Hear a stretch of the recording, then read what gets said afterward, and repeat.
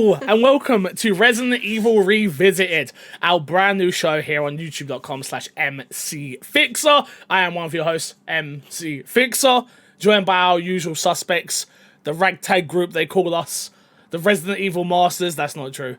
Hayley, how are you? I'm good, thank you. Thank you for joining us. Thank you, thank you. I appreciate you being here.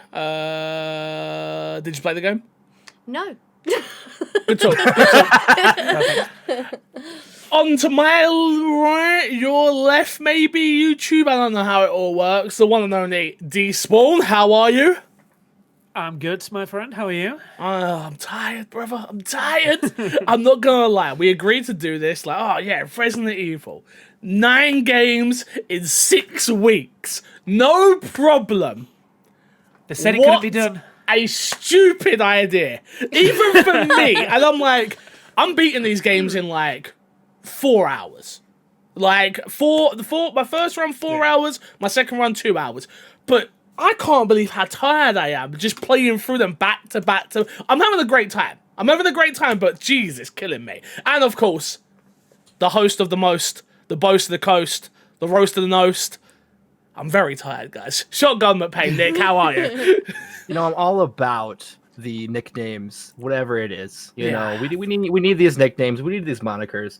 And maybe after this, with all the time that I'm saving from playing these games, I might learn how to play the piano. Maybe. I maybe. This week we're going to takes 5 minutes, so. This week we're going to be talking all things Resident Evil 2, of course. For those who are watching at home and you need to know our official ranking so far, it looks a little bit something like this, which is Resident Evil 1, number 1, Resident Evil 0, number 2. We're all still feeling good about those rankings. Yeah. Mm-hmm. Yeah. Yeah, okay. 100%. No one's got any remorse. They're like, oh, we really messed up those ones. No, we're all good. Man, we really messed up Resident Evil 0. Oh, I mean, God. good point. Resident Evil 2. My favorite game of all time. Like, favorite game of all time. OG Resident Evil 2 anyway. Of course, we're playing through the remakes for this series. If you don't know what Resident Evil Revisited is, I suppose I should tell you. It's our weekly, daily, it feels like for us, to be honest with you, hourly Resident Evil show where we go through and rank every single Resident Evil game, every single numbered Resident Evil game, including Code Veronica, of course, which is coming up very, very soon. Cannot wait to get to that one. I've been enjoying doing the show. It's been a lot of fun. But this is where we probably get into some arguments. Realistically, these first 2 games, easy. This next one is where I wonder how people's opinions are. So we'll start with you, Despawn. Have you played this game before? Yes and no. So I got it when it came out, so I got it at launch. I only did the Leon A run. So you missed half the game? Yeah. Ah. So I've got no real excuse for it. It's just, it was one of those games. I think it came out around the time a lot of other stuff came out. I played it, finished the story, and I was like, all right, I'm going to skip on to some other games and then come back to it, and I just never did. Interesting. So what was it like for you now playing through both scenarios back to back? Does it make for a more cohesive story?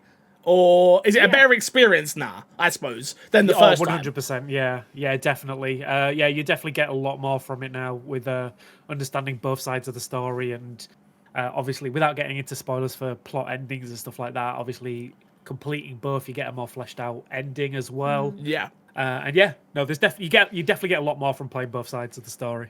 Was you aware that you was kind of cutting out half of the story by only playing one character, or did you think it was kind of an either-or scenario? I didn't think I'd be cutting out as much as I did.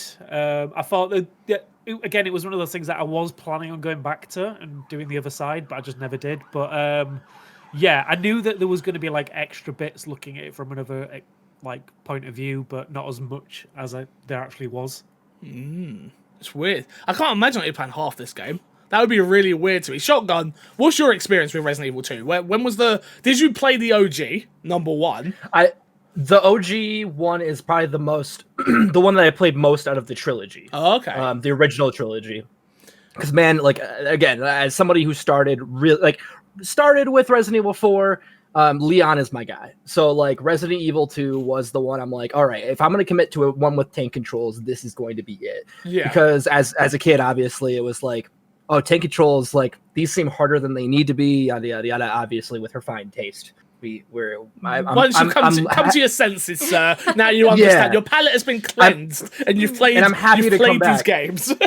And honestly, like part of me is like, as much as I love this game, like is one of my favorite games of all time. Like I beat this game like 6 times when it came out, back to back to back to back. Like Nice. I fucking love this game. I think it's the best Resident Evil game. I think it's real good. Anyways, I'm not gonna get into that too much, but yeah. So I've never beaten Resident Evil 2. I've never beaten any of the original Resident Evils OG. Got ya.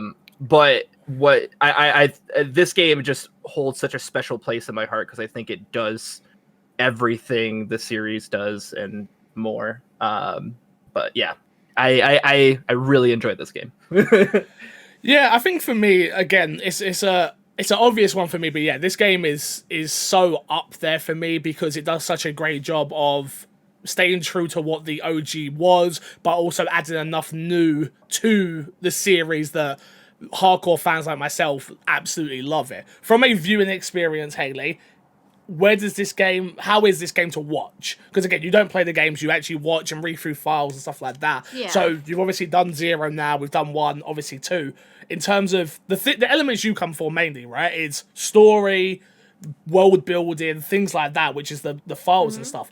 Where does this one sit for you, like, in terms? I feel like I really enjoy this game, but I feel like I was always going to enjoy it because we've played, OG so many times before, and I have scoured the internet to find the original discs, which are red with Claire's face on it and Leon's face on it. So I feel like the base had already been set, if you know what I mean, before this new one came out, the remake came out. I enjoy it. I have found that when we were playing it, especially today, and also when we was finishing off Claire A, that I really miss the original. Oh, okay. So I don't know where I sit on whether I prefer this to the original or not. I feel like I'd need to see the original again to know where it would sit. I mean, I think it's easy to prefer something that looks more shiny, runs a bit smoother, that kind of thing. But I mean, in terms of the whole experience, I don't know which one I'd prefer. Yeah, I mean, I'm still, every time I talk about Resident Evil 2, I'm still conflicted of, is this my favourite game of all time? Every time I play it, I've ran this game, Sped ran this game, it's the one I know the most about. I know every single turn, I know where every single enemy comes, I know where every single item is, I know everything about this game from top to bottom. Can run the game in probably about 58 minutes, which is probably an hour on a solid day. So for me, it's like so precise. It's so hard. Yeah, trust. 58 minutes and 25 seconds to be precise.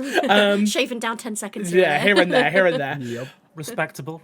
I think what this game does great is its world building for the whole of the Resident Evil world, which, especially now after playing 0 and 1, you're like, okay, those games are good. They do good jobs, both of them, they complement each other. This game stands alone by itself and could just be Resident Evil. We start from this point. It could easily be the first game in the series, then we go along, and obviously we'll get to what we get to, but yeah. It could have literally been the reboot for Resident Evil, couldn't it? Coming out. They could have just continued. It kind of is the scary thing. It kind of is. Relate, though, does no, it, but that's the point. Ones? That's especially going forward. Like this is kind of the reboot, and that's why I'm hoping certain things happen in Capcom later on.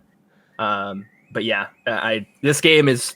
I think to your point, it does the world building, and it really like expands it. But it also feels like this centered in story that 1 and 0 were. Like I feel like it's still got that honed in experience while also having this broader overarching story kind of thrown at you as well. They definitely do a good part of like balancing that kind of like continuing the story that's come before it. And I think they did a really good job of making it fit really well, obviously, with these HD remasters we've already touched on. And the kind of expansions they've done to that, and then how they've built on that to rewrite this story in essence, but still flow really well, yet still be a really good, strong self-contained story that if you're a fan of the original, I think you're going to get a lot out of this one as well. Like I'm sure you have. Yeah, I think the important parts of this game is you got to remember, and I think you hit the nail on the head, and I think Nick's correct as well, whereas, unfortunately, for someone like me, in the new Resident Evil world, because we're doing this very different. Like, the way we're doing it is 0, 1. Really, we should go 0, 1, OG 1, OG 2, remake. Like, we just don't have the time to get to it by the time 8 Please comes don't add out. any more games. No, we can't. Unfortunately, I wish. But Maybe I think revisited. Yeah. I did say like revisited DLC. Like if we hit a certain goal or something, we go through and we'll go through and do the OGs, get them emulated on PC. But yeah, that's for another conversation. I do think this is the starting point of Resident Evil, unfortunately. And I feel like they should have retconned it, which they should have just been like, this is Resident Evil 1. And, or realistically, Resident Evil 3 should have been before this, which we'll get to later on, which doesn't even make sense for the context of this conversation, but we'll get there next episode, I promise. But they could have really retconned the whole story and just like, okay, we start with Leon and Jill, then we meet Chris and what he's up to now in the Resident Evil world, which is still a great game. I think the things they now are modernizing the game for it to feel realistic, which is the character models feel realistic, voice acting realistic. It's not campy. It still has the heart of what Resident Evil 2 is in it, in terms of its sound design, in terms of its music score, in terms of its environment. Everything about this game is what embodies, for me, as close to perfect as we will get in a video game in terms of survival horror. In modern controls, environments, there are scary moments. Like, I don't know what else they could have done for me to get this to be a better game. Yeah.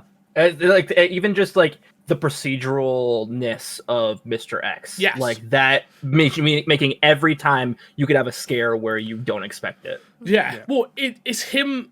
Unfortunately, once you've played the game a lot, you know how to avoid how to it. cheat That is them. something you know how to. I had it in my chat. I was streaming the game, and a few people were saying, "Oh, this isn't very scary." Yeah. And I'm like, no, it's not scary to me anymore because I know how to manipulate Even though Mr. a couple X. of lickers took you off guard. I did get jumped by a couple of lickers on the B scenario because I'm not used to the B scenario as much. So they popped out of nowhere. I was like, oh, good. But yeah, it's a shame that it is easily manipulative. Manipulated? Manipulated? Thank you. That's the word I was looking for. But in the same breath, it was done by design, which we'll talk about later in the game. Let's jump into the setting of the game, which is the Resident Evil game. This game, is set in Raccoon City in September 1998, 2 months after the events of Resident Evil. Most of the civilians have been turned into minor zombies due to the outbreak. Bioweapon known as Of a viral bioweapon. Of a viral bioweapon known as T-Virus, manufactured by Umbrella Corp. The game begins at a gas station outside the city where rookie police officer Leon S. Kennedy meets college student Claire Redfield, who is looking for her brother. Now, I think this whole set piece is the perfect way to introduce both these characters. Because I think it shows Claire is just wandering around. She just gets off the phone to somebody. It shows the very beginning of Raccoon City going to absolute hell, which I think is super important because you don't really get that in any of the other games. Obviously, like 0, we jump on a train, and it's like, what the hell's going on? The mansion, it's very self-confined, right? There are zombies in this mansion. There are things going on in this mansion. And this game does such a great job of, like, the world has gone to shit. Like, you've just turned up at a local gas station where the sheriff is trying to take somebody down. The shopkeeper's just been bit. Like, this whole environment on its own, I think, is amazing. What did you guys think of it, the opening? I'd agree. Yeah, like I think it does a really good point of like showing you what the world's like, giving you like those mechanics. Obviously, it introduces like just your basic like how to handle your inventory as well with the key and stuff like that. It teaches you, obviously, for me personally, it taught me that you can avoid the zombies if you want, or you can fight your way through them. but obviously you're going to run out of ammo really quickly. Yep. And it does a really good job of like just its storytelling and world building in like a really enclosed way, really well, really quickly. And yeah, I think it did a fantastic job of doing that. Nick? Yeah, I definitely agree with Despawn's sentiments of this is a near perfect tutorial. It's not super long. It literally chunks in every single thing you could think about in the gameplay of Resident Evil. It shows you, hey, you can take these guys out, but this is what you might want to do. Or with the key, it's like, okay, this key leads to this where you were earlier. Like it does something so simple with just that small environment, and it's so perfect. Haley, how do you like the start? I really like the start. I feel like the setting is really nice, but what I was drawn to the most was the character design of Claire and Leon, and I feel like it's because we ran through the original so many times that it's like, oh my god, this is exactly how I pictured them. And obviously they didn't look anything like this in the original. They were very pixelated and whatever else, but yeah, I feel like they do it justice. Did anybody use the 98 costumes? Yes, Yes. I I have. Look at Oh, them. I love Yes, them. I the love polygons. it so much. Yeah. Of course, I have to. I had also to. love the way that Leon is introduced as well. To me, for some reason, it's like typical like TV show moment or like movie moment where it's like Claire's in a bit of a pickle, like who's going to help her? Oh my god, it's Leon! Like type situation. You know, I think it was a deserved entrance. That is because I did a bit of research and started watching like the cutscenes from the OG Resident Evil 2. That is a shot-for-shot remake. Yeah, of how it those is. two are introduced Yep. to each other. Yeah, Isn't it a diner? Yeah, Yeah, it's a diner Yeah. instead. Yeah, I think Yeah. the thing about that though is you're 100% right. It's I don't read books, but I imagine it's what people do with books, with characters for books, right? Where you imagine this character in your head, see it. and it doesn't. And I know you read the Twilight books, and like Robert Pattinson wasn't who you thought that character should be, right? Yeah. Like for me with this game, it was like, those characters are exactly who I thought they should be. They look like how they should. They sound, which is more important, how they should, and they are acting the way they should. And for someone who again has watched those same cutscenes that you're talking about, Despawn, so many times, just because I usually run the OG games at least once a year, which is nice to be doing this because I have a reason to actually like do all this stuff now. But yeah, for me, it's just like that opening. So you're right. It's a great. I didn't really think of it like it, but you're right. It's such a perfect tutorial, which is like you're going to backtrack on yourself. You are going to use items to get through doors. You can shoot. You can do this. You can do that. I like the way that it's a tutorial without dumbing it down for people, though. Like, it's not, now you do this, now you can click A and you can move on to the next thing that's going to tell you what to do. It's like, no, you will learn fast what you should and shouldn't do in this scenario to help you with the rest of the game. Exactly. Moving on. After being separated following a car accident, Leon and Claire agree to meet up at the city's police department. The building is infested by zombies and other monsters, including the Tyrant, who is dispatched to hunt down and kill any survivors. The creatures and various obstacles, thank you, prevent Leon and Claire from actually reuniting, as they are forced to find separate ways to escape the city. Leon and Claire will arrive at a train station at different police station, at different times depending on the scenario. First important question, guys: what scenario did you play first? So Despawn, we'll start with you. I did Claire A first because you're a smart man, and that is the way to play the game. Yep. Really? Yes, Claire, I believe, I could be wrong, so hardcore Resident Evil fans who, even more hardcore than me, which there are people, I believe Claire A is the canon story, and then it's Leon afterwards. That makes sense. Yeah, which, again, it's a weird one, but I love it. I love running Claire's story. I think Claire's story is a little bit more, which we're going to get into, it's a little bit more action focused more than Leon's. When you play it separately, not when you do the B scenario, because B I think is very forceful as well. But Leon's plays a little bit more survival, even more survival horror-y than Claire's does. But I love running Claire. Claire's my favorite playthrough, definitely by far. So I assume you went Leon first, Shotgun. No, I usually go Leon first, which is why I went Claire first and then Leon B, because haven't done it around that way. Yeah, even as a kid, I remember like running the game and being like, what do I do? What one's first? You see these two discs, right? You're like, I've got two games. Right, and I love how like what we complained about, not complained, but kind of talked about in the original or in one was the fact that these stories don't really intersect. Where with Leon A and Claire B, or vice versa, they totally intersect. They totally come to a head, and they are a joint story happening at the same time. And I think that is something that's so great in this remake. See, I kind of look at it well. as if they're not happening at the same time as such, but it's almost like a what if scenario. So it's almost like a what if Leon got to the police station first, or what if Claire got to the police station first. Interesting. Because when you get further on, obviously you're still fighting similar enemies, you're still meeting certain characters that may no longer exist if it was at the same time. Yeah. Do you know what I mean? So I kind of see it as more of a... It's not a complete separate story, it's more a case of... Yeah.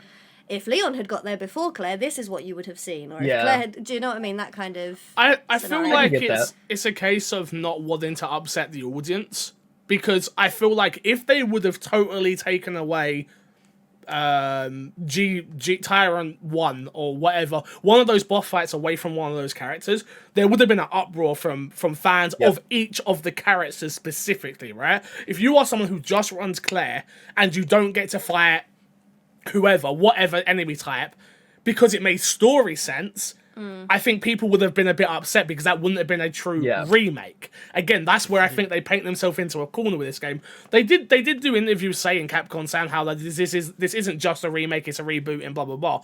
But Yeah. most of us know this is Resident Evil 2 remake. That's what this is.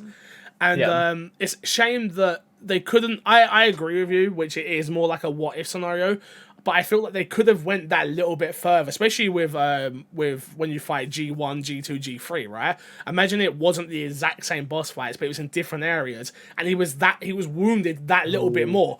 When he falls from the crane fight, which we'll get to, it's like, imagine if like Leon's fight took place underneath, and he had fell, and he's like, "What the hell are you doing here?" And the story really interlinked a little bit more. Not that, again, I love this game. Like anything that I critique of this game is Just the super, nitpicks. super nitpicky. But yeah, I don't know. I wish there was more.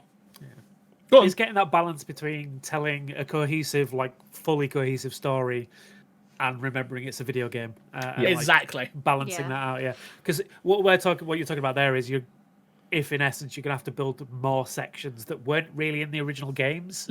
Yeah. Let me tell you, we're going to play Resident Evil 6 at some time. Everything I just said I don't want, because it proves, it's been proven that it doesn't work. So trust me, I understand. I also think the way they did it is perfect for people like Despawn who may not have played both like A and B scenarios straight away, because it still means that you were able to leave with still a good gaming experience. It might not have been as well rounded if you did both A and B, but you were still able to leave with something. Whereas if they were interlinked, you wouldn't really have that option. You would have missed out so much more.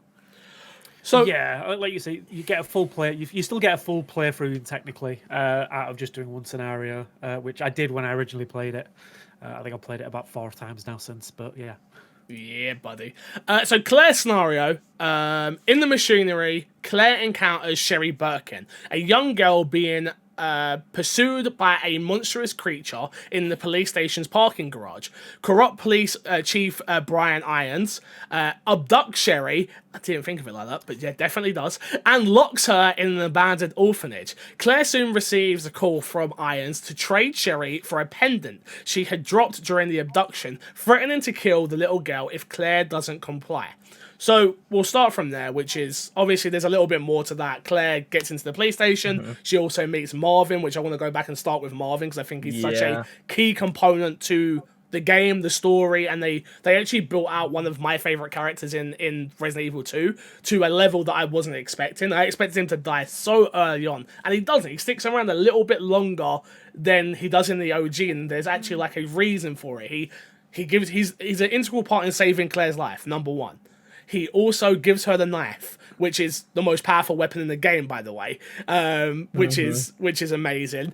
It's like those little things where you're like, Marvin is a true hero in this game and does his job to an absolute T of like, hey, I know I'm gonna die, but I gotta get you through this. And I know your brother. Like he's not here. He's off in Europe, which is obviously alluding to Code Veronica, which is even more so where I'm like, you have to give us a Code Veronica remake. No, he's chasing hot babes on the beach. We'll get to that. We'll get to that. Oh, we'll get to that. right. We'll get to that. But yeah, I just want to say I literally have in my notes. Yo, Marvin gets the biggest glow up of this game. Yep. By far. Because, man, in the first game, he just is not great. No. He's just there. He's sort of just, he's there, he dies, it's like... Go! Marvin for me is like one of those characters. I remember when we first saw him in the trailer. Again, you can watch all of this on YouTube. You should look at this channel and watch my reactions where it's like me freaking out for all of these characters. But my pop for Marvin's like, oh my god, like Marvin looks like Marvin, and he's played so well in this game. He's an actual character rather than like a He's just there. cameo. Yeah, like... Plot device. Yeah. Anything to add on that, Despawn, at all?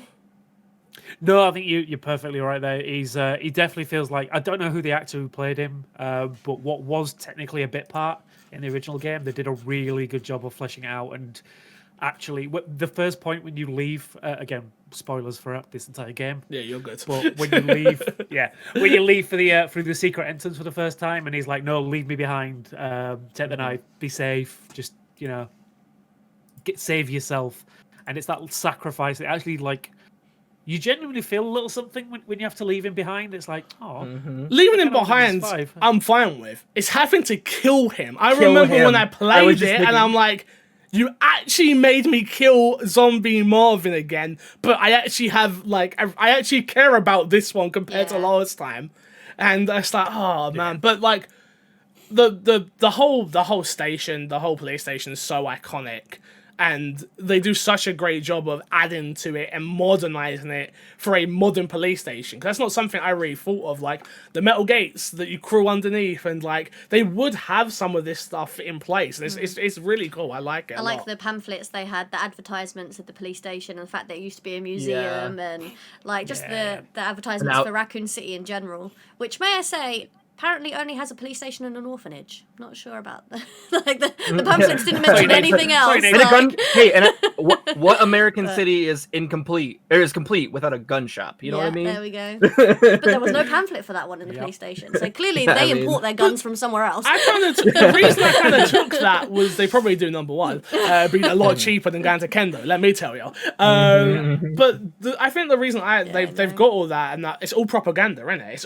It's all Irons pushing his own motive of like paying off the press and everything like that, which I think is really stellar and really cool. It's very well done. Yeah, I also like the fact. Go ahead. I was just going to say, just while we're at this point here, that I just want to point out that of all the bad guys in the series that we've seen so far, Irons is the one that winds me up the most, and I hate him with a passion. So you mean so he did a good job? You mean so he actually did his job? Oh god, I wanted to shoot him in the face. I think that they definitely do a real great job at building him up more than they did in the original, where it was kind of like just this is a heel turn, sort of thing. The other thing I wanted to say was the fact that they because this is just a police station, it's kind of, and this is to the original as well, because it's a police station, it's kind of hard to suspend the disbelief, but then they add on top of it, it's like, no, but this was an art museum before, exactly. So it kind of gives that little bit of, like Umbrella's tampering with this, it was an art museum before as well, so it kind of makes this police station wholly unique. Well, it's not only that, there's a letter that you get where it's like Irons, there's a letter you get where someone moves one of Irons' statues, and Irons like freaks the hell out, like, don't you dare touch my statues. And it's like, and then, like, the letter's like, how can he afford all this, and like, what if they're so precious, why are they here, sort of thing. And I think it does such the letters in this game do such a great job of building out the whole world of Resident Evil 2 especially, and beyond, like all the previous games really, which again, if you're someone who plays these games and doesn't read the notes, you're missing out on 50% of the game's story. Which is wild to me, because I never read any of the notes as a kid. So playing them for I remember when I first got with Haley, so 10 years ago, I had already had the love for this Resident Evil series, right? But I didn't know half of the backstory, and then you play it again with someone who can actually read, and it's like, wow, this game's really remarkable, even more so. Yeah. I think that's something that it's something that I didn't even think about until this replay of all the games. But these games really, I mean, obviously these ones are the remakes, but I'm also talking about the originals. These games really are the start of like the environmental storytelling we'd see in games like Dark Souls later on, where like you don't get any of a story in Dark Souls unless you are talking to the people, you are reading stuff, like you are getting all this stuff and immersing yourself in the environmental storytelling of it all. But I think the thing that these games do really well, and specifically Resident Evil 2, is they are bite-sized information pamphlets and they make sense in the world. They are diaries. They are people's last notes. They make Emails sense. They're emails, exactly. Where you read them, and I sit there and read them, and they are easy to be read. It's games like The Division and stuff like that. They just give you a wall of text and like, read that. It's like, that's not fun, and it's not built into the game in a fun way that it makes sense. Where Resident Evil games have always done such a fantastic job of like, it makes sense why there's a note here, that it makes sense why there's a pamphlet here, emails, whatever it is, it makes sense within the world, and I think that's super important. And you can 100% pick one up that talks about herbs and just put it straight down. Yeah, like, exactly. If you're like, I don't need to know about this one, I know gunpowder, this. cool. Yeah. Yeah. Oh yeah, it's just it's one of those things that I'm glad that it happens, and I'm glad I can be around to appreciate it now. To be honest with you, next up, I guess sorry, go on, move this ahead, one. I just want to say before talking about that, like Resident Evil as a series as a whole, I think going forward and looking back, I think we can all agree that they're probably some of the best of world building in what they do. Like you say, with the story elements from the letters and emails and stuff you find, but the world design as well, just the puzzle element of the entire maps. Oh yeah, and how they link back to like this to me so far is probably the best built map out of the three we've played so far. It's just being able to find something in one area and not knowing that you're going to need it in about 2 hours time. It's like you have no idea what you're going to need it for.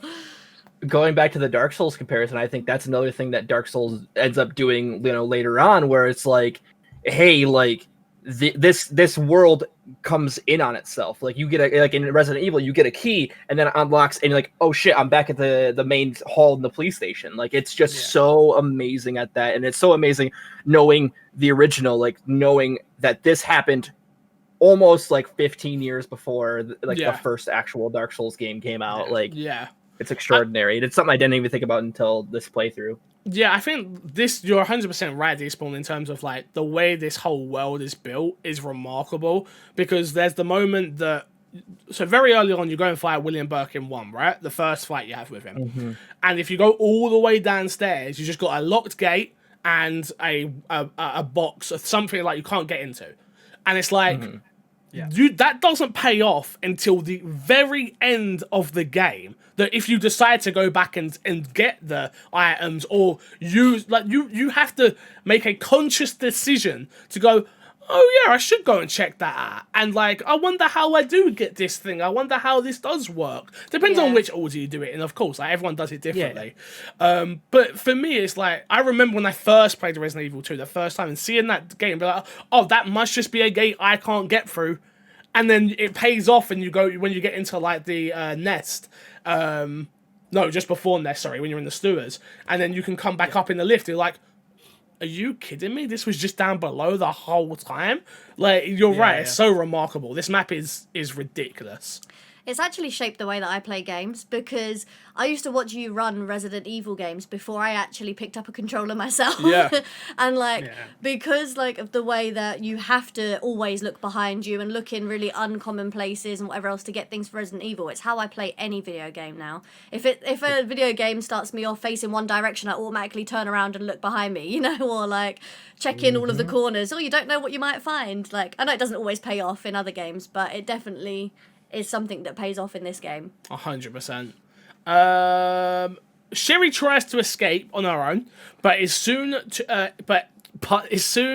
cornered by Irons before Irons can harm her.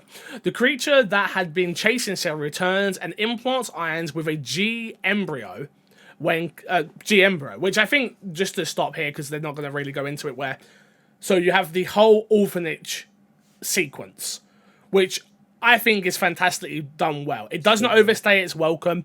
It makes you feel vulnerable the whole time. The notes that you get in there tell you a lot about what Irons has been up to, and Umbrella, the testing, all of that. It's one of the most dark areas if you really think about it for what's going on in there. And the notes you get from, I can't remember the kid's name. Is it Tommy? Tom? Yeah, and it's it's Tom. from his friend, right? Isn't it Oliver? Yeah. That, Oliver, that gets adopted Oh, yep. and then comes back and then just disappears. Yeah. You know, like. He comes back and it's like, yo, dude, Yep. you gotta get out of here. They're Yeah. gonna kill you.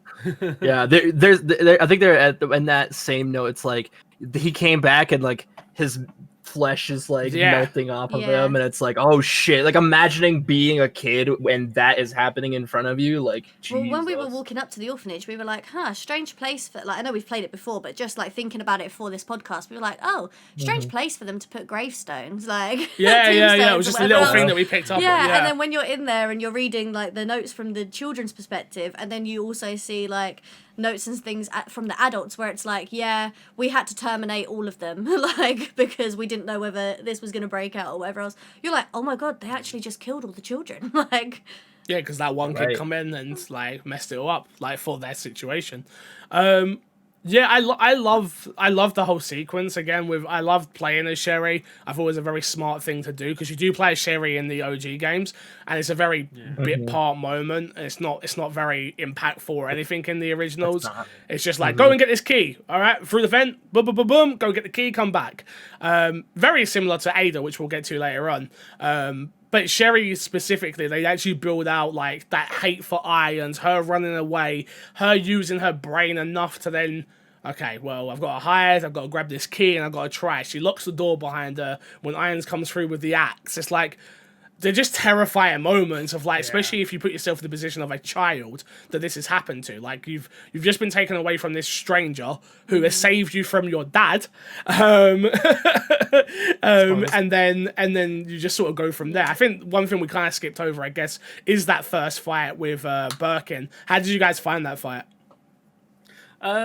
Okay. I tried because I've seen you play that fight before. So I tried the knife.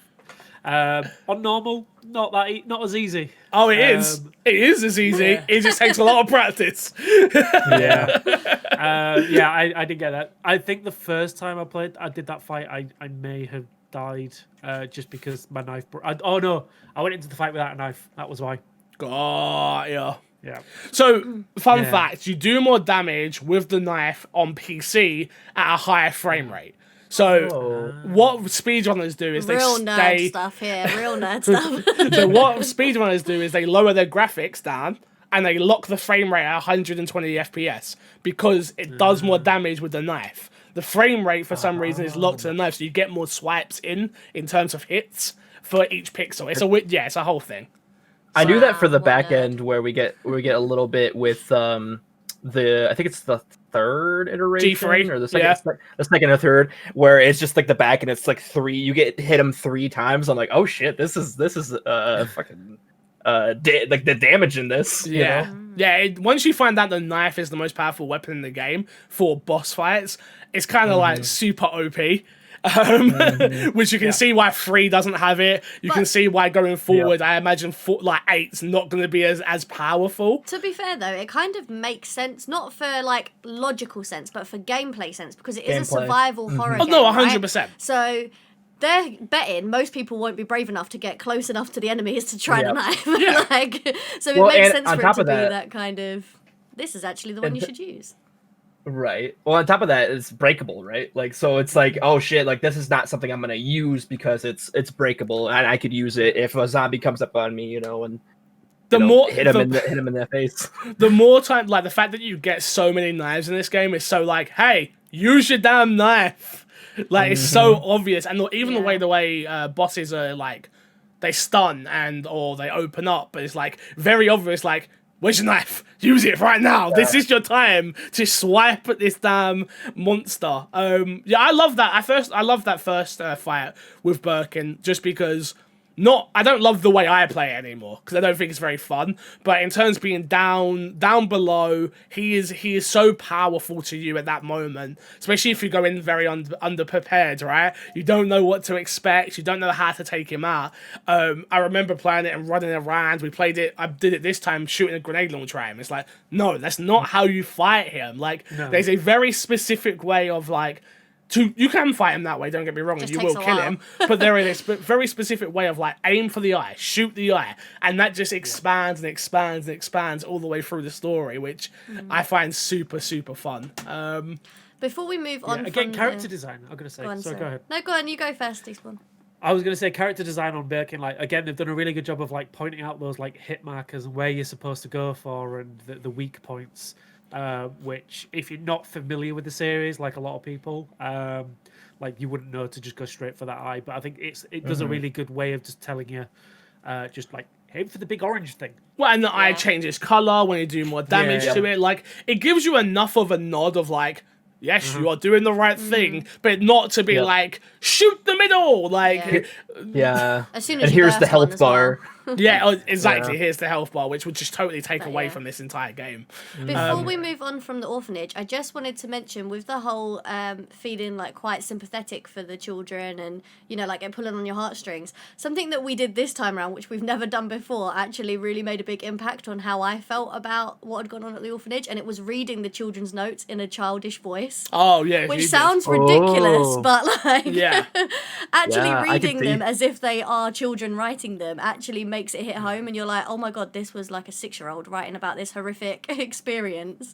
Like, I don't know why it did really like hit differently compared to the other times that we played it before. F those kids, Wow. That's their problem. You heard it here first. Fair. When Claire arrives to save Sherry, a lava, I didn't know that's what they were called, bursts out of Iron's chest and kills him. As Claire and Sherry attempt to leave, the Tyrant arrives and chases the pair into an elevator, but is killed by the creature stalking Sherry. The creature then tries to attack Claire and Sherry as it mutates, but accidentally causes the elevator to fall into the sewers. Claire is knocked unconscious, and Sherry is forced to abandon her to escape. Now, this seems like super, like, not important for the entire story, but it is actually important because there's a moment there where Claire is unconscious and should be dead, in biological sense, right? Sherry is over her and is like, Claire, we gotta go, like, wake the heck up, this thing's coming. Sherry dips, obviously, and Claire stays alive. Why does that make sense? Obviously, later on you get a note that tells you, like, Birkin is very specifically looking to try and mate with Sherry, because that's the only person he can to sort of keep G going. He's still it's weird how a monster is still conscious of that. So the way it's built and the BOW in like what he is I think is really unique. But it's a very easy moment that you can sort of skip over and just be like, oh, I just didn't kill her. It's like, no, there's actually a reason why he doesn't really give a crap about her. You gotta think, anytime you fight G, is either you are in G's way, like Birkin, I'm talking about G, you're in G's way, or you are with Sherry. So it makes perfect sense why he's around. Mm-hmm.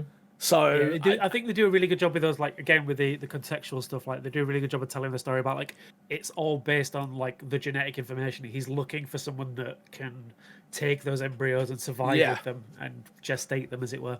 Yeah, Irons wasn't one of those guys. How do you feel about Irons dying the way he does? Because as much as I love it, but I would have loved to fight with him. But I don't know if it would have felt good. That's the only thing. Fighting another human being with a gun in this game, as we've proven with the next few games, doesn't work. So it makes sense why they don't do it. But I don't know. It would have been cool to see him. What I think would have been really dope is if he got put with the lava, which we've now learned what those are called.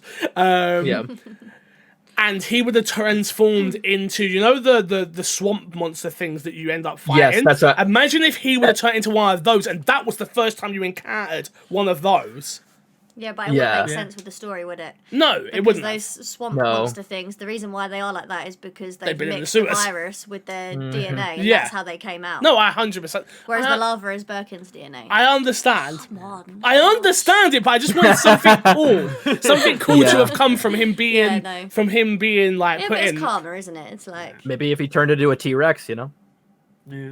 Can never go wrong with a T-Rex. maybe he I turns do into like a that. giant crocodile. Hey, We'll never see one of those in these games. I was Exactly. going to say, like, they do a really good way of, like, I don't know He if you said guys have doo-doo. picked up on it. I'm done. We made it through 3. It's fine. No, like I said, they do pay some really good homages to like horror films in this game. So again, with the embryo, with the chest bursting from Aliens, Yeah. with Irons chasing Sherry with an axe in Shining, Shining. things like that. And yeah, so I think they do a really good job of like taking those familiar, like scary elements from popular movies and like importing it into this story really well. It was just another good like take on the horror aspect of this series. Yeah, I totally agree. Where are we? Just like, Speaking please. of, I just want to say, speaking of horror elements, because I think this is a good time to talk about it. With the Mr. X mechanic, I want a Terminator game with the Mr. X mechanic. Can you imagine? Yes. Can you imagine? Let's go, doggy dog. I love and Jump on hate it, you've Mr. got X Mr. X mechanic. style. Mr. X. I'm with you. I love it, I I love. hate it. I love Mr. X. I I love think it for this game. I hate what it does for the next one. Well, yeah. To put it simply. We'll get to that. We'll get to that. I always say, yeah. Yeah, Mr. X in this game is fantastic, and it is. Unfortunately, now, yeah, with the context of everything else, it makes it hard.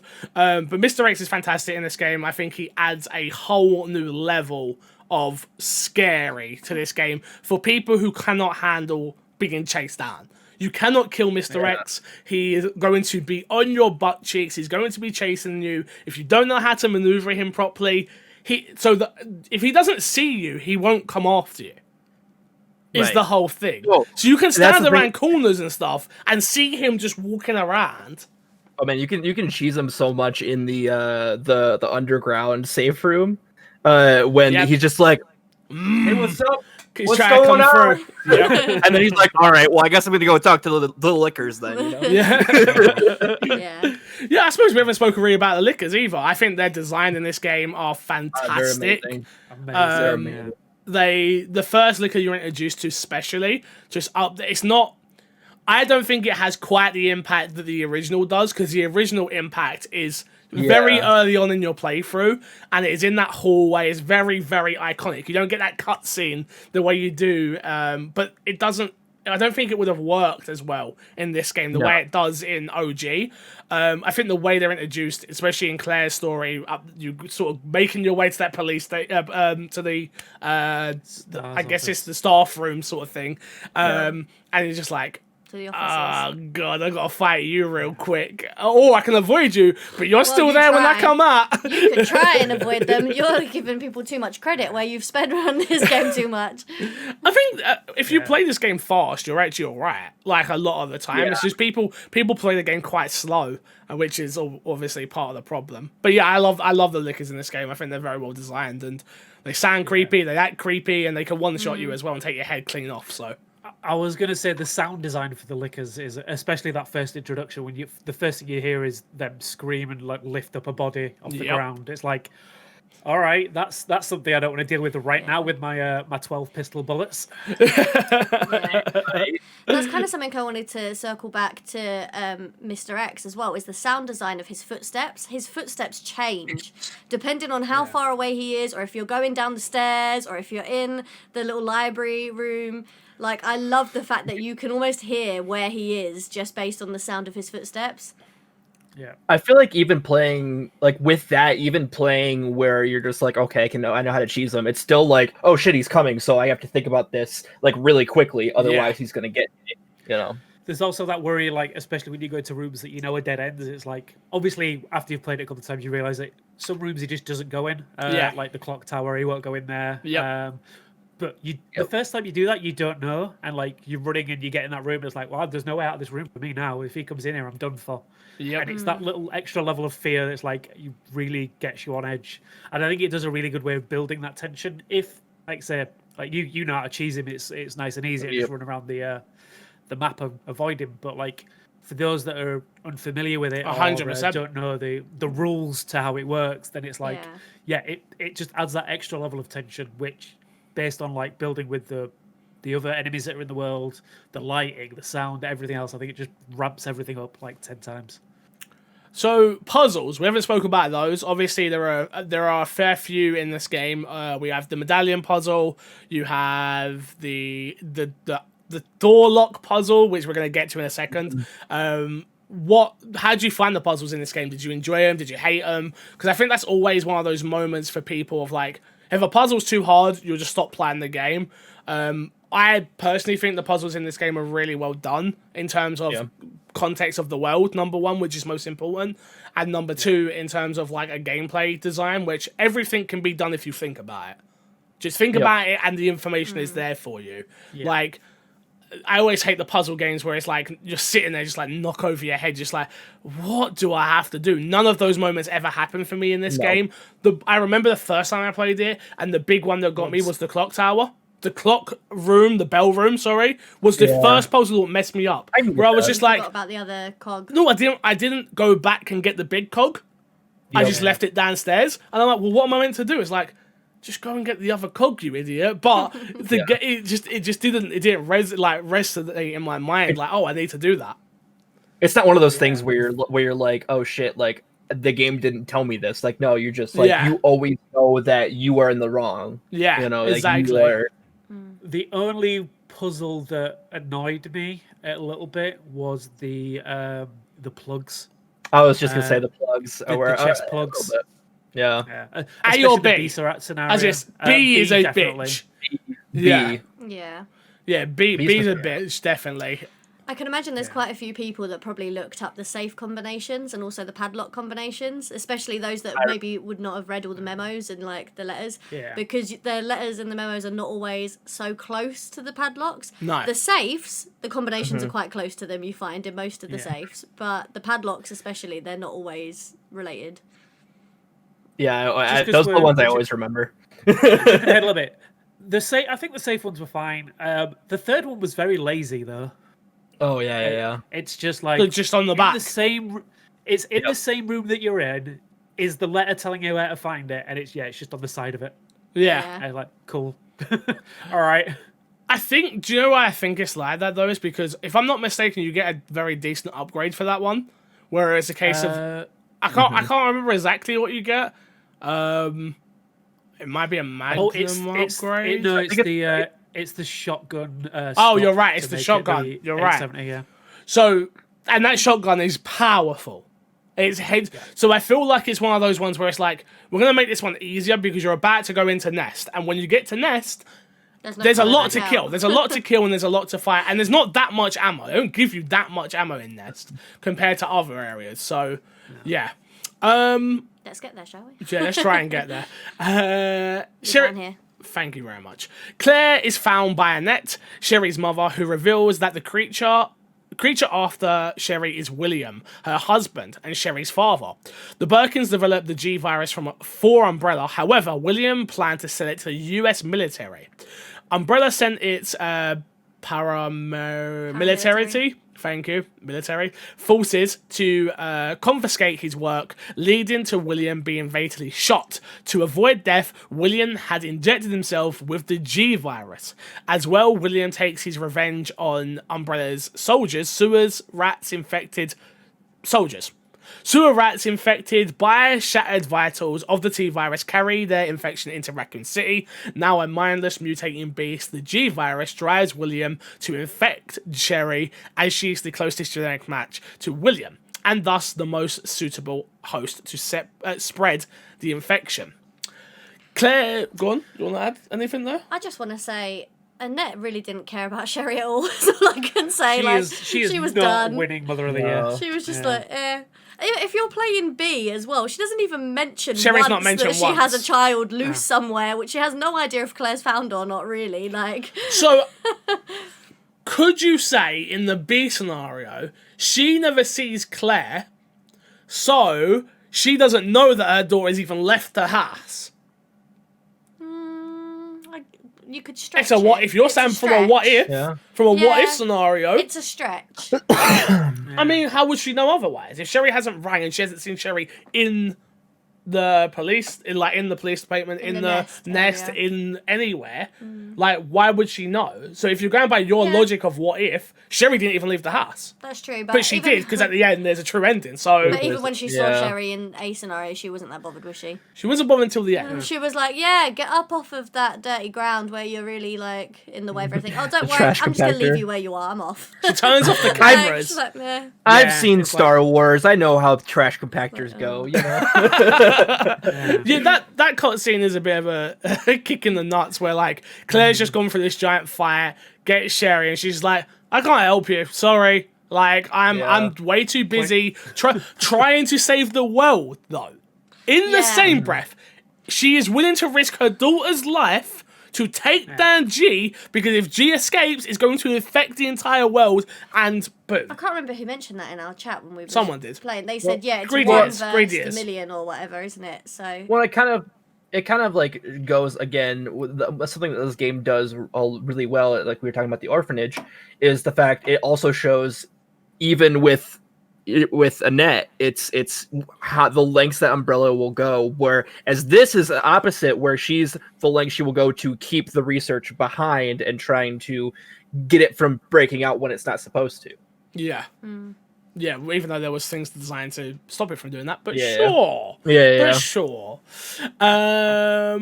Claire finds Sherry trapped in a trash compactor by Annette. Upon reaching her, however, Sherry falls ill. Annette realizes William has already infected Sherry, and Claire brings her to the Umbrella lab called Nest, where a vaccine is stored. Once there, Claire uses Sherry's pendant to unlock the vaccine, but William attacks after mutating again. Claire sends Annette to administer the vaccine while she fights William. After seemingly killing him, Claire reunites with Annette, who has managed to cure Sherry before dying from the internal injuries. Sherry tearfully bids her mother goodbye as the facility enacts a self-destruct protocol. Claire and Sherry make their way to an evacuation train. William returns yet again, now mutated into a much larger monster, and Claire defeats him just as the train prepares to leave. Upon boarding, Claire discovers Leon as well. That is how Claire's scenario A ends. Go on, Despawn. Cheesiest grin in video games at the end there. Yes. What the Leon? yeah. But I think again, the reason that is, I think it's very much done like that. Of like, you clearly haven't played B. Like, this is not the ending we want you to have. Yeah. This is not the end of our story. It's doesn't pay off, it doesn't does pay it? off in any way, shape, or form. But I think that's by design, right? It's like, you haven't finished the game. Like, I remember, I don't know what website it was, but I remember they, like, reviewed the game on just the one scenario. And I remember being like, you idiots. Like, you haven't even played the other half of the game. Like, Yeah. there's enough there that makes it very special, which we're about to get into with Leon's scenarios. Again, we probably won't interject as much, apart from for the Ada stuff, but... So, Leon is saved from an infected dog by this point, so let's just, because this is all they give us in the synopsis on Wikipedia, right? So, Leon meets Claire. Leon then gets separated from Claire. Leon then goes a back way into the police station, which is the gate where the helicopter explodes. For those that have played the game and know what we're talking about. Leon makes his way through the police station, obviously interacting with the Tyrant and all the same sort of enemies, doing the same, very similar puzzles, but they're different in different orders and stuff like that.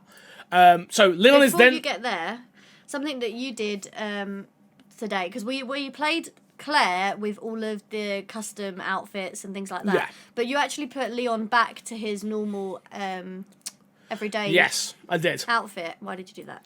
So yeah, no, good point. I actually forgot about that, which was I went there's a very specific moment at the start of the game where Leon puts on the police uniform.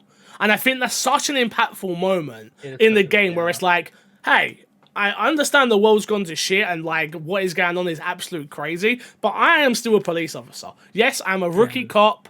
I am in my casual clothes. No, there's a uniform there. I'm going to put it on and I'm going to become the man that I need to become today. Also, there's an Easter egg for Brad Vickers in there as well, which is dope. I was gonna say the Brad poster is really cool. Yeah. I also think he has like a quote which I didn't write down, so don't like. It is like a real cheesy action. Yeah, he's sort like, of oh yeah, great first day on the job or something like that. Yeah. Like, Nick, do you when have he's any first put quotes? on. Is there anything that sticks out today? Oh man, I got a couple of it. So Hit two us of with the them. tune. Hit us with the tune. Oh yeah, notes. The quotes. Thank you. I'm workshopping it. We'll get Yeah, there was a few more notes in there than I expected, but I'll take it. Yes. So of course the only chew on that, you overgrown son of a bitch. Of course. Just so good. Mm. And then the other one, of course, I have, and I mentioned in the opening. Claire at the end says, "I think I want to learn how to play piano. Do you guys know how to play any instruments?" Literally, you could miss that. Because they're all, it's like fading away. You could miss it in the way of like because they're fading away and they're like it's kind of like the music swelling. Is that on the true But ending? yeah, it's on the true ending. Got ya. It's like, do you guys know how to play it? And you could totally. If you didn't have the subtitles on, you could totally miss it. Oh yeah, I think I might have missed it. Honestly, I don't think I've actually ever heard that. So It's so funny. I think the one that sticks out in my head. How dare you, sir? I think the one that sticks out in my head is at the ending as well, but it's Sherry, where she's like, "So is he your boyfriend?" He's just like, "We met today." Like, no. Yeah. Clever, But could be an interesting first one date. hell of a first date, though. I'm like, Yeah. you didn't see each other on your first date. What are you talking No, about? mine's more a fact of it's. So are you two going to adopt me? I'm thinking your parents literally just died. Like, Yeah, She's way exactly. too happy. it's like, I mean, okay, well, okay. To be fair, though, yeah. She's way too happy. Her mum left her for dead. Her dad turned into a giant monster and died and tried to kill her multiple times. Then these two strangers have just come along and saved her. She's also like 5 years old. Like, Yeah. kind of Just makes get hurt sense why quickly, she's it's fine. happy. Her dad got a little bit of Sweet Home Raccoon City. You know what I mean?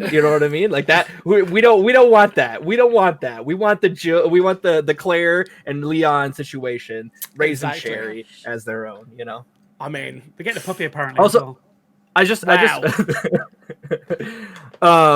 So I this is not a particular line, but I think like the dialogue between Claire and Sherry just sells that relationship so much where you can tell that Claire is like very paternal in this way of I want to protect you, I want to help you, I want to it has that baser instinct to go and do that, and I think their relationship is the best in the game, I think. well, she has no reason to, right? There's no reason on earth for Claire, this 21-year-old Claire Redfield, university student, who is literally her only objective is to find her brother.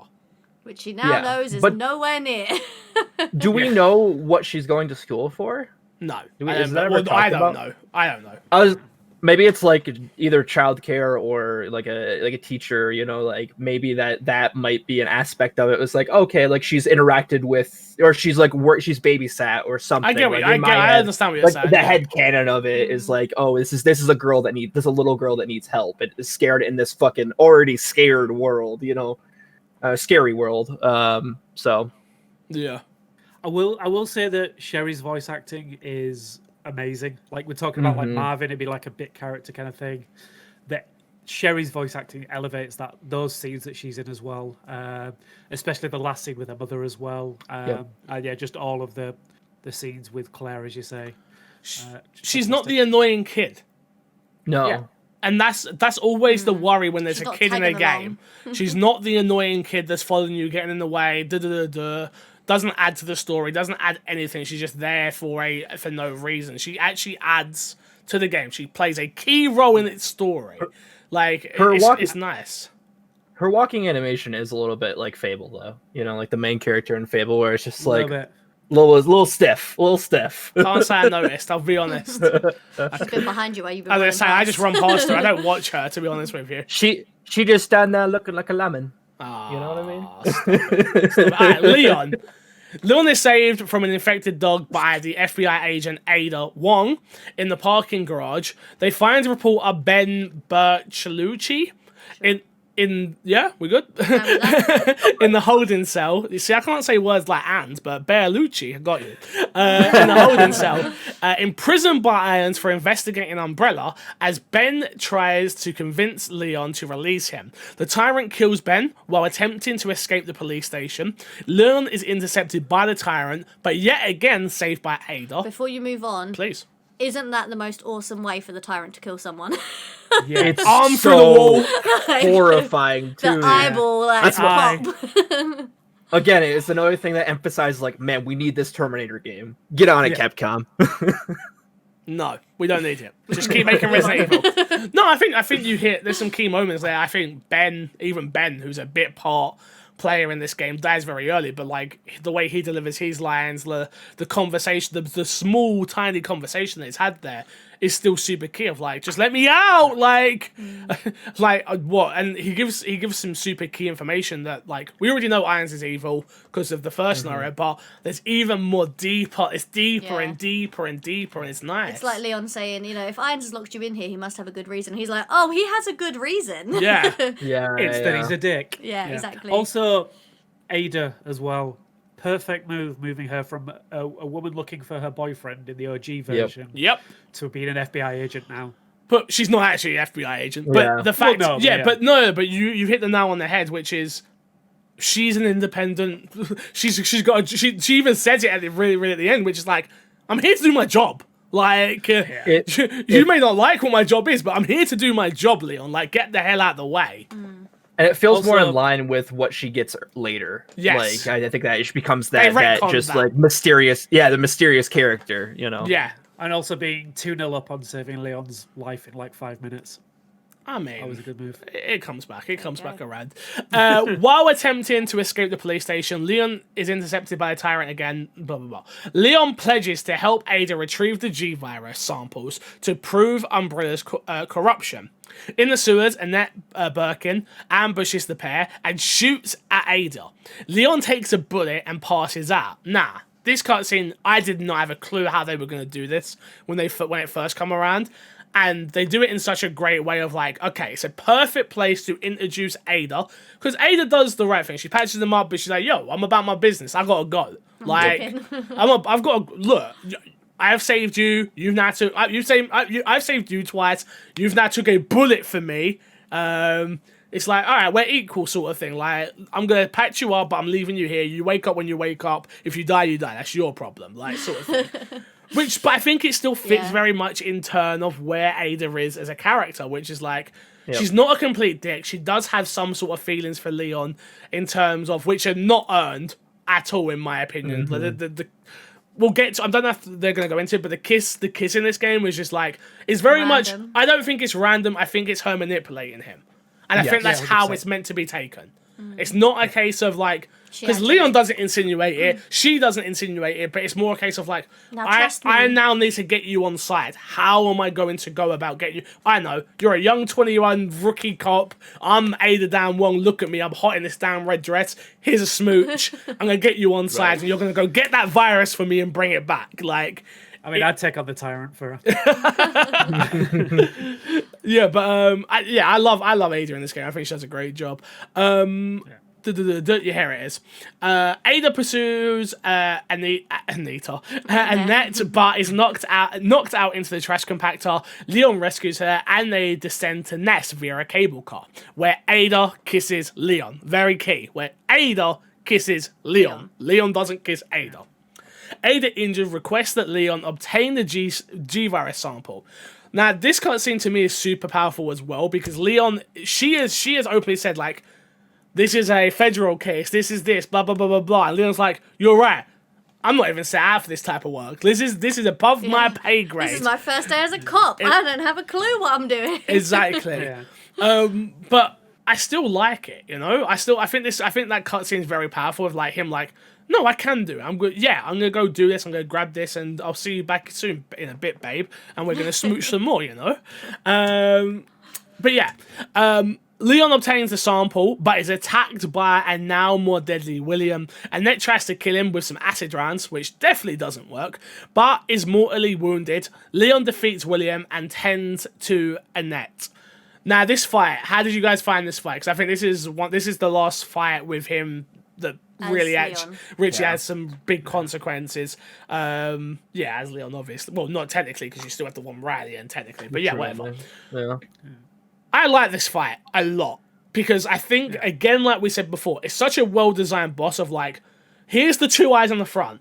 It's down to you to figure out there's an eye on the back and how you're going to get there and how you're going to destroy that.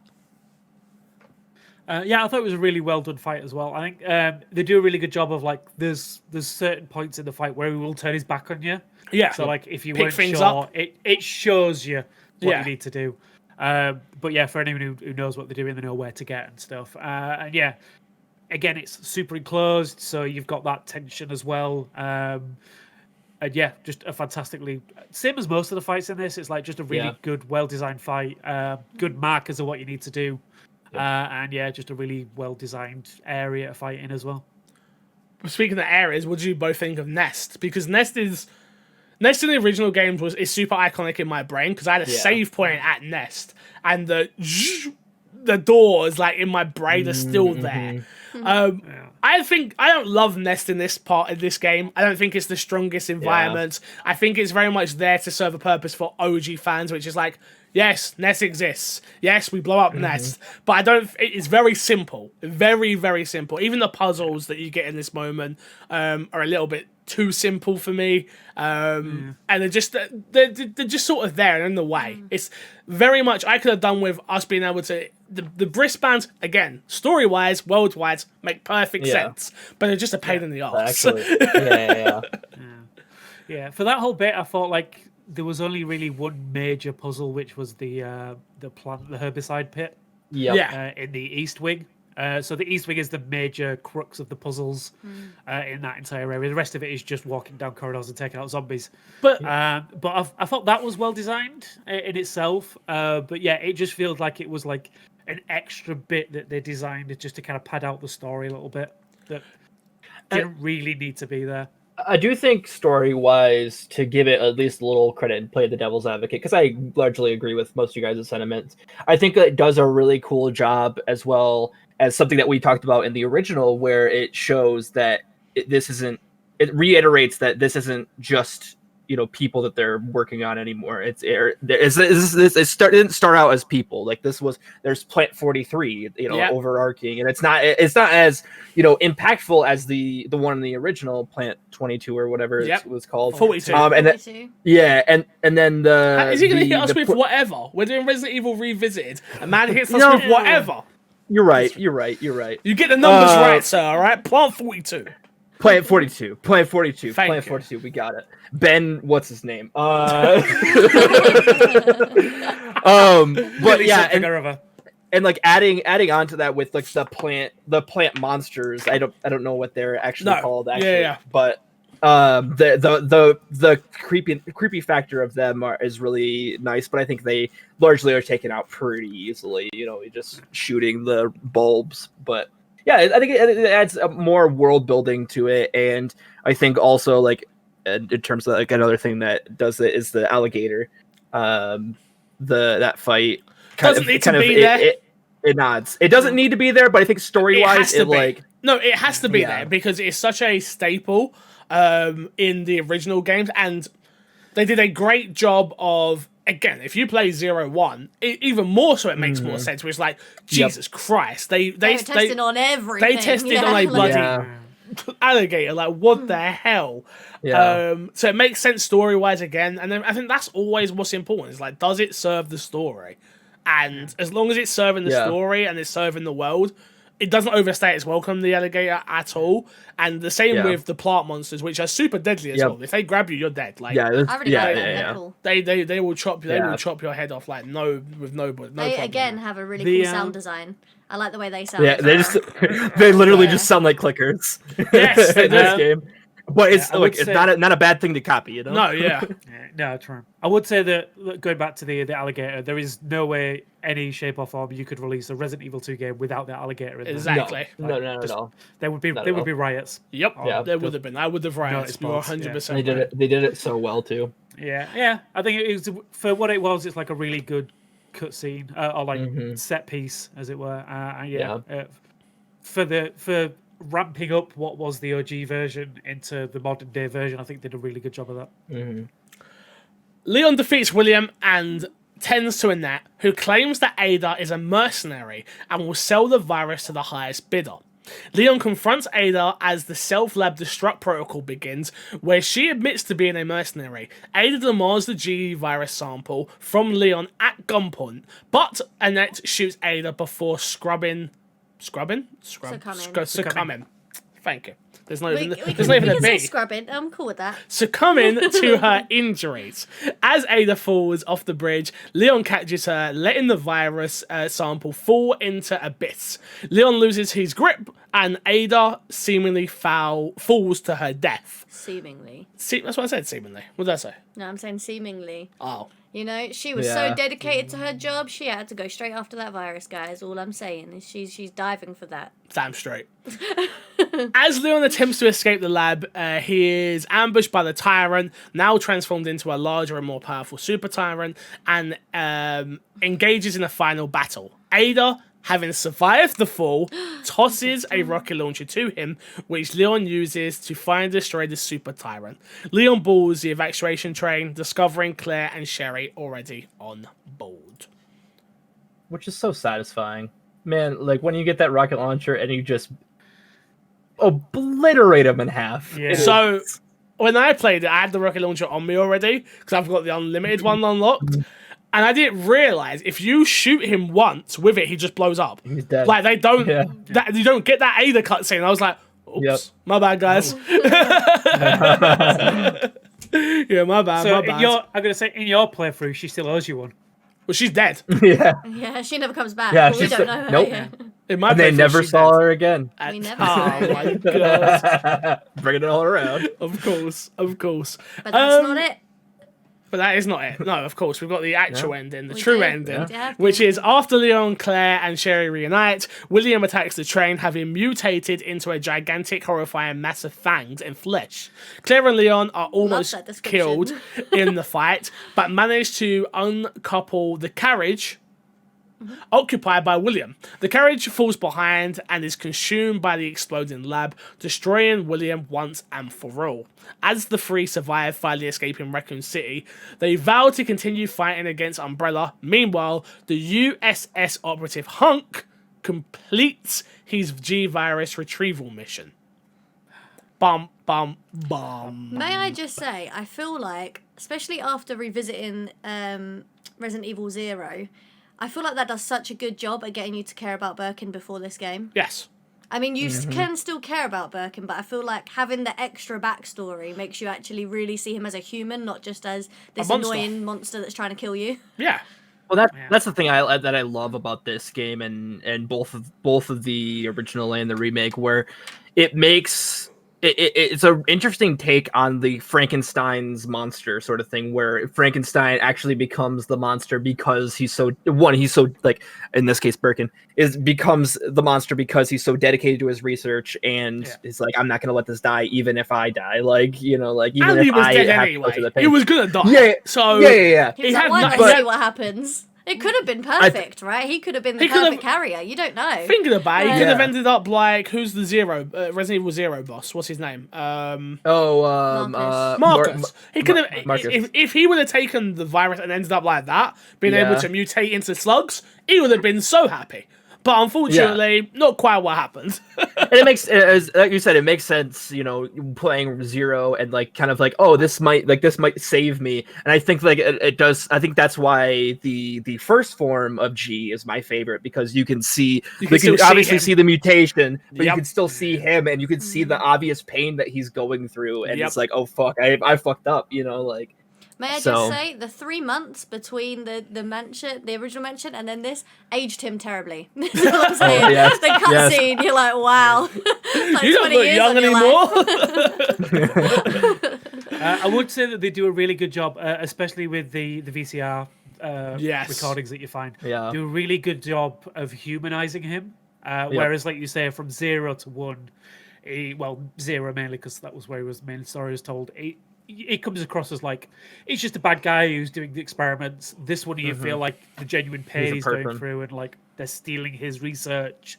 And then obviously the pain he's going through in his mutation and stuff like that.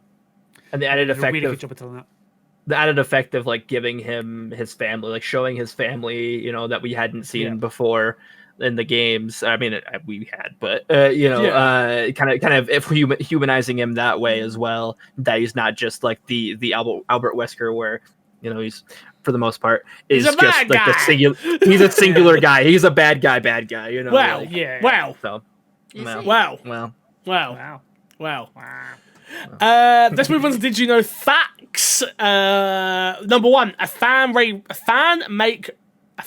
remake of Resident Evil 2 1998 called Resident Evil Reborn was in the works, which was built on Unreal Engine 4. The release was planned for late 2015 and would have been available as a free download. However, in August 2015, Capcom politely asked the developer to cancel the project, as an official remake was in the works. After the team agreed to cancel the fan-made project, Capcom invited the team to the studio so they could add their own input onto the remake. I think that's dope. Awesome. Yeah. And do you know what they went on to make? Well, they went on to make Daymare, which wasn't good. Which I didn't like. No, didn't like it. Yeah. Didn't like it at all. But I think that's really cool of Capcom. They number 1, they could have sued. Number 2, they didn't have to ask politely. Number 3, they didn't have to invite them. So I thought that's a dope All point. I'm saying is that fan remake must have been really good for them to ask for their I think opinion. parts of it got leaked, if I'm Like, not it must be mistaken. good. It's online. I've seen bits of it. So for those who also don't know, this is a bonus fun fact, which is more about the OGs, which I've tried to stay away from the OGs to the best of my ability. But there was actually a Resident Evil 1.5 that was made, which the entirety of Resident Evil 2 was made and scrapped at the last minute. I would say they said it. I think they've said in interviews that it's like somewhere between 60 to 80% done. It was, yeah. And you didn't play as Leon, you didn't play as Claire, you played as Elsa, who's the biker chick, which you get the skin for, which that's out there. There's like code out that you can play. I've still never played it. So I'd be interested to actually check it out. Definitely different colors and stuff like that, but it was still, I wonder if it would have been as iconic as what this one was. Probably not, right? I know that Hideki Kamiya, who went on to do the Devil May Cry series, it did this, was the head of this and actually headed the project, you know, fully, but with Mikami going to a producer role. But from what I understand is Mikami was like, yo, this police station is feels like a police station, but it doesn't feel particularly fun or scary, or it fits in with the Resident Evil aspects of it. So I think like that, and seeing like the leak, seeing how the game plays and everything, I'm like, I'm so glad they scrapped it, because man, like, it is night and day. Yeah, definitely. Number 2, Mr. X, aka the T00, was made physically shorter as opposed to the original game, and it was given a fedora hat. This was this was done to reflect the proportion for the purpose for the convert operations. So, quick question. To show scale. Yes. Yeah. Quick question for everyone: did we all shoot the half? Of course. Yes. Oh, always. Of course, have to be done. No, there's no. It's the tip of the hat. Hey.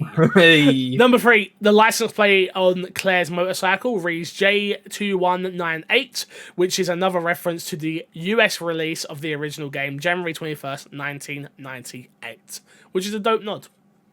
Yeah. Number 4, the zombie alligator sequence was almost cut from the game, but the studio decided to leave it in due to its popularity amongst fans of the original. And like Despawn said, we would have rioted. Number 5, when the player defeats the final form of G, the cutscene shows a close-up of its eye for a second. This is a nod to the menu, the Resident Evil 2 menu from 1998, which sounds like what, Hayley? Resident Evil 2. Exactly. Resident Evil Nailed it. 2. Yeah, exactly. Last but not least, for Digital Facts, despite being a fan favourite, giant moths, spiders, and zombies, crows are absent in this remake. According to producers, they were dropped as they would have clashed with the realistic tone the developers were aiming for. In an interview, San, thank you. I practiced that as well.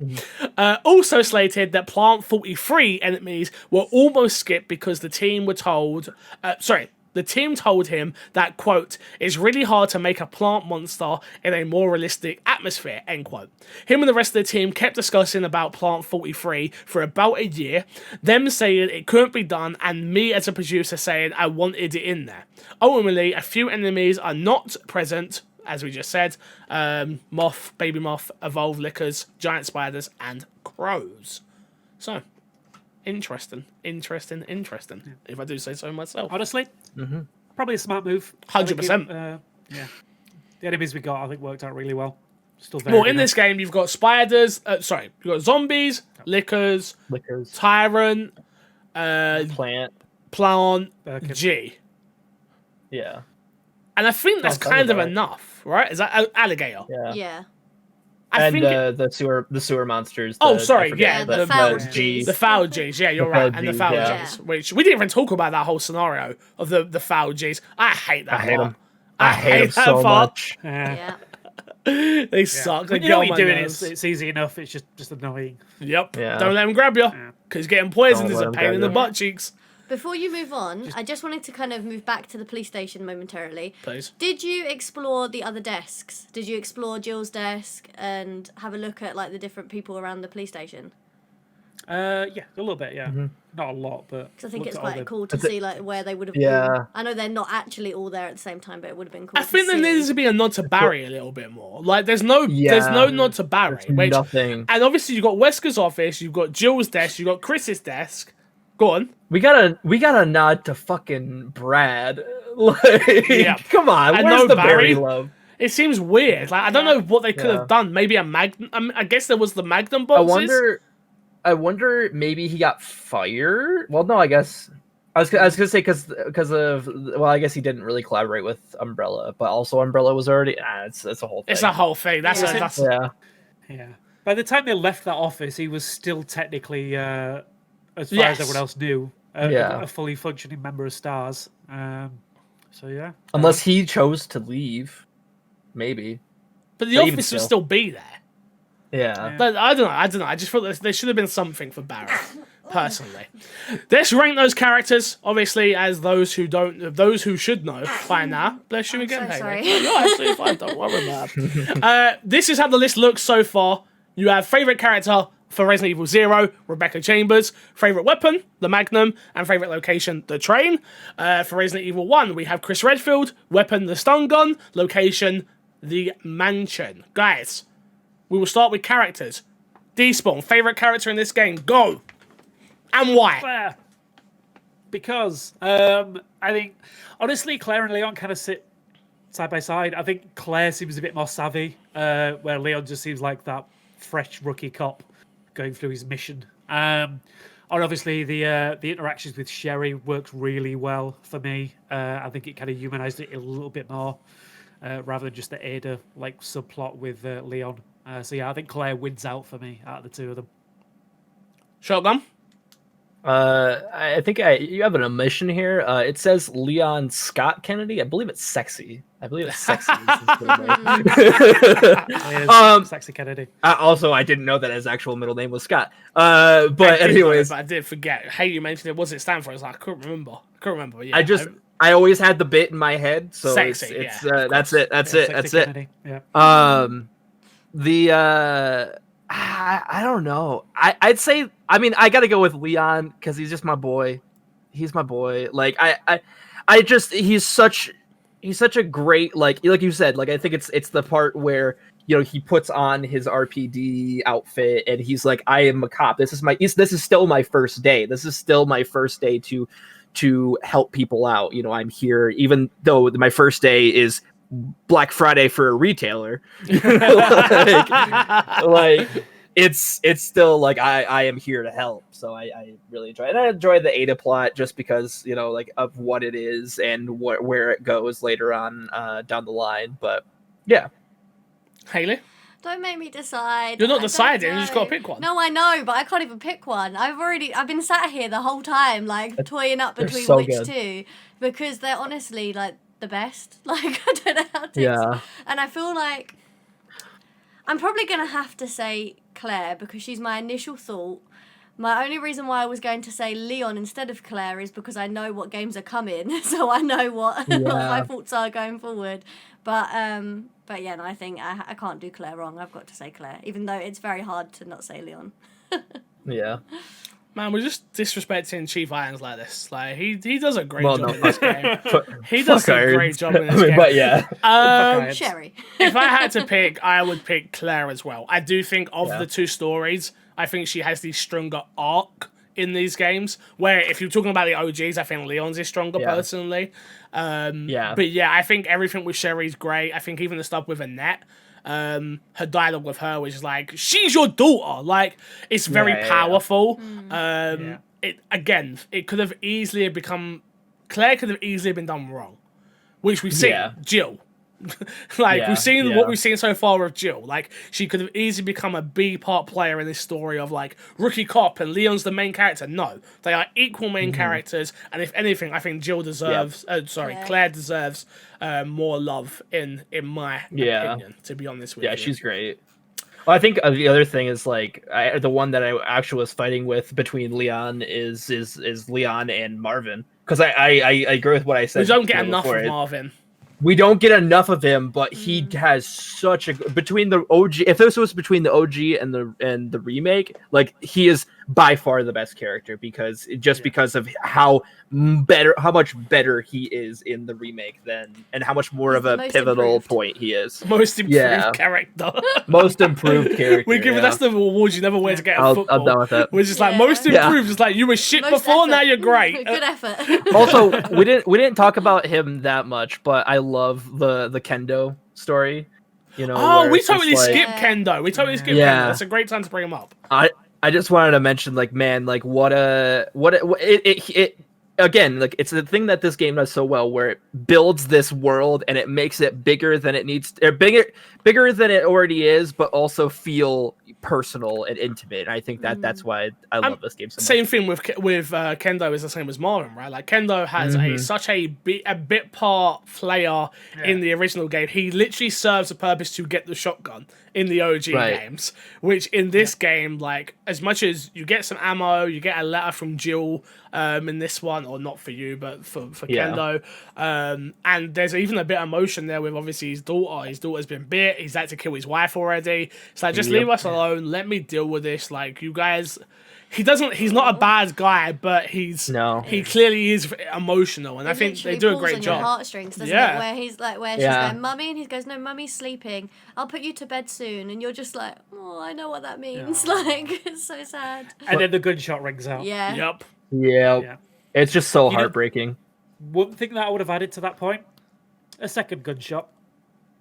No. I think it would just I think just to hit how You hard can't. hitting that would have been. I think so. Part of it, I the way I see it is like, okay, here we go. Like that, I think it was just one gunshot. Like that was it. Like he It is just he one killed gunshot. himself. But I mean, Oh. like he killed himself along. He just held her up against his face as well. Like that's how I read it. Damn, I know. Yeah. That's not Wow. even That's no. no. I just thought he shot his daughter, and that was it. Yeah, So- Kendo's. I like Kendo, but Maybe he he ain't only that had one brave. shot He ain't left. that brave. Yeah. No. I don't know. I just feel like he's a man that's just broken, and he's just like I'm obviously not gonna make it out of here. So and like why would I want to make it out of here? So that's where my brain goes. Obviously, Also, characters. Go on. I would say, did anyone play the Ghost Survivor and Do you know how hard that is? It's Yeah, real hard. It's real hard. I tried the 4th Survivor mode. Yeah. I think I made it about halfway through. No, I don't have time for that. I was like, nope, I'm getting this story done. I'm going back to bed. No, thank you. Yep. I've done it before. I know what happens. There's no story there really, apart Right. from Hunk retrieves the thing that we already said. Right. Yeah. But yeah, like Spoilers. they could have built out Hunk so much better in this game. Yeah. That's one of the most unutilized characters in this game, in my opinion. Like they could have actually built him out and like gave him more than he has. Obviously, the videotape, you have to have one videotape part with him, Yeah. but that's amazing. I'd even say for the series, he's always been like just this. Like you That's don't what really know a he's whole there. lot about That's him. the point, He's just though. there. Yeah. You know. So A little teaser. Maybe one day you'll find something else about him. Never. it adds to the mystique. Yeah. Definitely.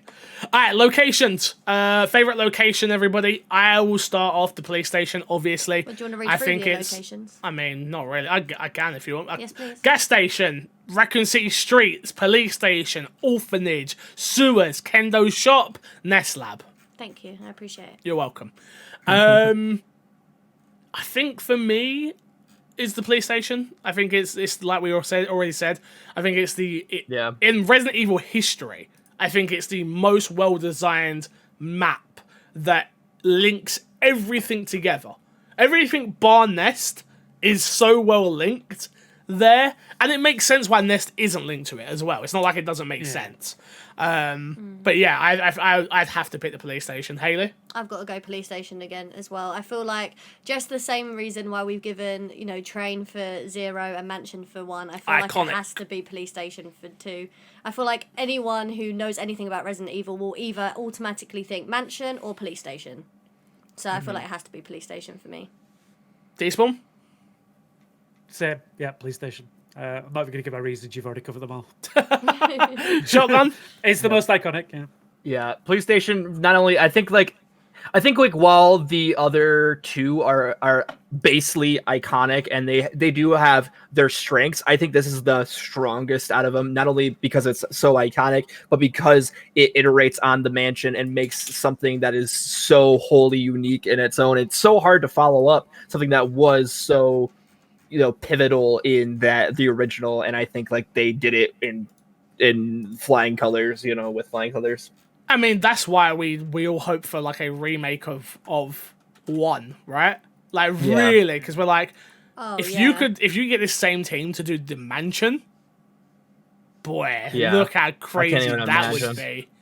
That would be Honestly, nuts. I just want all games because this is the first game in canonical order that is made in the RE engine. Yep. I want all games in the RE engine from Same. every company ever. It's the most beautiful game engine I've ever seen. It's a little bit Same. wet. I'm not gonna lie, it does look a little bit wet sometimes. It is a little bit wet. It is a little bit PlayStation-y, It's a little bit wet sometimes. Last but not least, in our official rankings, weapon. Yeah. That's what I was gonna say. Weapon. Mine's the shotgun. The suit-up shotgun in this game is amazing. Not only for what the game design in terms of like shooting off limbs in this game is so fun, like shooting off both arms and shooting off both legs, but headshotting falls with the suit-up shotgun is absolutely remarkable. Also, shout out to the Magnum as well in this game because it feels powerful. But yeah, you got Come one. to me last. You ain't got one. Despawn. Yeah, I'd say shotgun as well. I get for what you said there. It's like the deaths in this game are so visceral, and you take a shotgun to someone's head and just watch it explode. Just It's explode. There's nothing more satisfying in a video game than watching a head explode, which probably says more about me than the video game. But yeah. So we'll move on. Shotgun. I'm going your other direction. Mine is the Magnum. You I can't keep fucking picking the love Magnum. No, but this Magnum is so good though. Like this Magnum is like like it does everything that the shotgun does in a Magnum. It just feels so powerful, and I love it. The thing about this game is there's so many weapons. Obviously, there's lots of pistols. You get the attachment for the pistol for Leon, which is super iconic. Claire What's gets the, a grenade launcher. You get the flamethrower. What's You the get yellow one that like zaps them? the the spark shot. spark shot. Spark Thank shot. you. Yeah, But I don't think cool. it's anything better than run up to a zombie with a shotgun and just absolutely exploding its head. I've got my favourite, but I'm not allowed to say it. It's The the dagger. unlimited rocket launcher. So we'll go with the shotgun then, shall I we? can kill everything Yeah, I with the think we unlimited rocket launcher. We'll go with the shotgun. Last but not least, before we get ourselves out of here, where does this game rank for you? Despawn. Number 1, number 2, number 3, and why? I mean, it seems to be the general consensus the next game we touch is the best one, and it is in this one as well. I think this is definitely number 1 for me. I think again the level design, the engine, the character like connection to everyone is second to none. The lack of genuinely cheesy lines, like the script in this game, like every character interaction feels like a genuine interaction rather than be like a cheesy action film. And yeah, I just think they do, with the world and the story that they inherited from the original, I think they did a really good job of building on that, modernizing it, and yeah, just building a fantastic game from the ground up. Haley? This needs to go to number 1. Out of the 3 games that are there, I think it definitely deserves that number 1 spot. I feel like, as we just said, if we had another remake of 1, then maybe it would be a different story. Maybe there would be a bit more competitive. But Another I feel like remake of 1. Well, it is another I know, remake, I isn't it? know. But or maybe a oh no, not No, remastered. no. It would be a A remake. remake. It'd be Another Yeah, it would remake. be another remake. It was a reboot remake of the remaster. Oh, gosh. Yeah, then maybe there would be a bit more competition. I feel like there would probably be a bit of a different discussion if we were talking about OG1 and OG2 to an extent, but I feel like with the list that we're going through so far, this deserves the number 1 spot. Shotgun?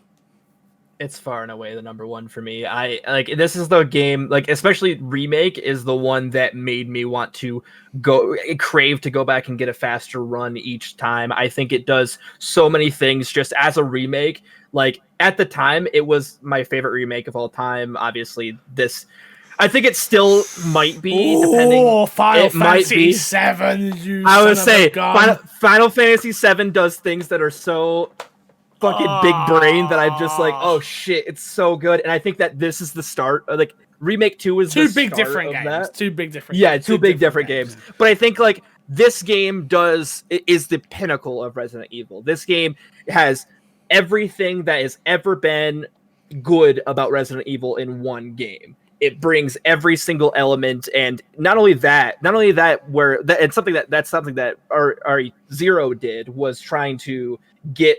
Oh, remember this, remember that. Whereas this actually is like pays homage and is really a nice version of what Resident Evil is, on top of actually being an homage to Resident Evil 2 on top of that. Yeah. I would add that I think it does a really good job. It's something you said right at the beginning with the character models, where like they're what you remember. This does a really good job of being the game you remember, but then also giving you all the added extras with those character developments and stuff.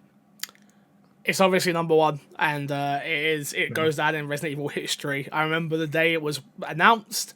I was excited. I remember the day it came out. I was excited. I remember finishing it. I was excited, and I still fills me with joy every time I play it. It's never a grudge to play this game, ever, for me. So it definitely deserves the crown right now. Next episode, we'll be ranking Resident Evil 3 Remake. Nemesis will be there, and a few other friends. Thank you all for watching. Let's plug, and get ourselves out of here. Despawn, what you got to plug this week? Same thing as every week. Me, as always, find me on the socials at Paul Despawn or twitch.tv/Despawn Games. Shotgun. You can, of course, follow me at all the spheres at Shaka McPain. That's spelled like Max Payne. And of course, you can see me editing videos on this very channel and on this very podcast, you know? There you go. There we go. Haley, where can people find you?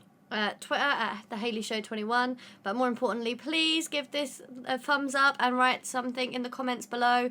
And go back and watch the other ones as well. Engagement is key. She nailed it. You follow me everywhere at MC Fixer, but the most important thing, of course, is like, share, comment, subscribe if you aren't already. We're gonna keep going. Next week's Resident Evil 3, and I'm looking forward to playing it. Much shorter game than this, if you can imagine, which is crazy. But I'm looking forward to it. Looking forward to playing it. I haven't played it in a while, so it should be some good fun. Till next time, we will love you, leave you, and see you later. Goodbye. Bye. Bye.